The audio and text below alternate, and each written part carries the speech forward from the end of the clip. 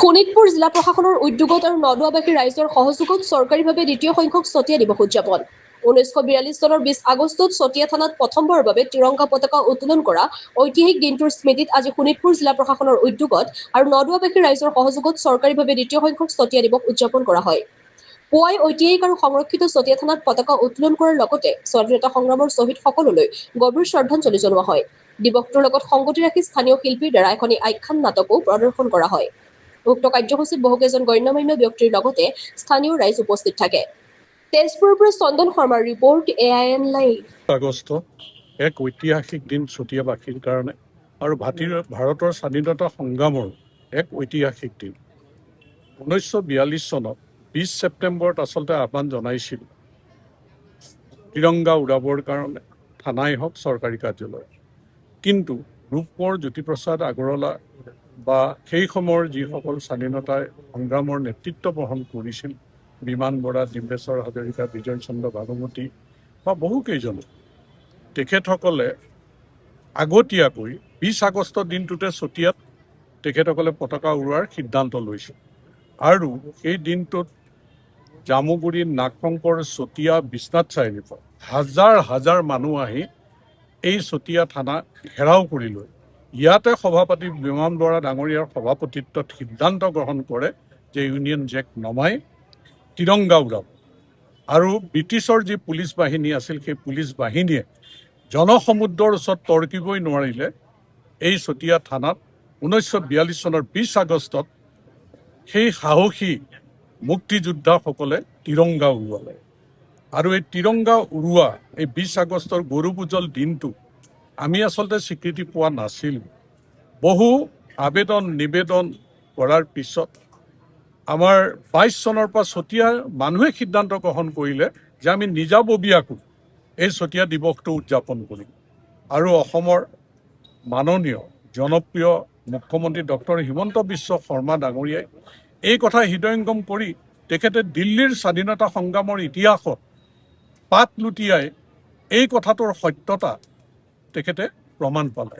আৰু তাৰ পিছতেই এই কথাটো চৰ্চাত যেতিয়া আহিল আৰু তথ্য লৈ মই বিধানসভাৰ বাজেট অধিৱেশনত যেতিয়া এই কথাখিনি দাঙি ধৰিলোঁ, 24-25ৰ বাজেট অধিৱেশন, আৰু তেতিয়া মুখ্যমন্ত্ৰী ডাঙৰীয়াই এক সিদ্ধান্ত ঘোষণা কৰিলে 126জন বিধায়কৰ উপস্থিতিত অসম বিধানসভাত যে চতিয়াত ভাৰতবৰ্ষৰ স্বাধীনতা সংগ্ৰামৰ প্ৰথম পতাকা উৰুৱাটো আমি সত্যতা বা প্ৰমাণ আমি পাইছোঁ। আৰু সেইকাৰণে চৰকাৰে আমি সিদ্ধান্ত গ্ৰহণ কৰিছোঁ যে চতিয়া দিৱসটো চৰকাৰীভাৱে উদযাপন কৰিম আৰু চতিয়াতে এই দিৱস উদযাপন হ'ব।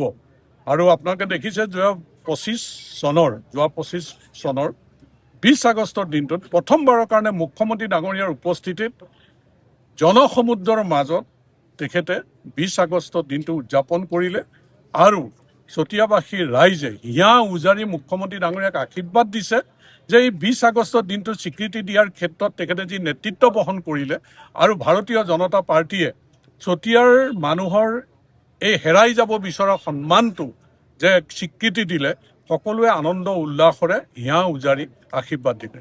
আৰু তাৰ পৰিপ্ৰেক্ষিততে আজি দ্বিতীয় বৰ্ষ উদযাপন কৰিবৰ কাৰণে চৰকাৰীভাৱে ইয়াত ব্যৱস্থা গ্ৰহণ কৰিছে। আৰু অসমৰ সাংস্কৃতিক উদ্যোগ বিভাগৰ মন্ত্ৰী বিমল বৰা ডাঙৰীয়া আজি ইয়াত অংশগ্ৰহণ কৰিব খন্তেক পিছতেই, আৰু জ্যেষ্ঠ সাংবাদিক অদীপ ফুকন ডাঙৰীয়া অংশগ্ৰহণ কৰি এখন ৰাজহুৱা সভা কিছু সময়ৰ পিছত অনুষ্ঠিত হ'ব।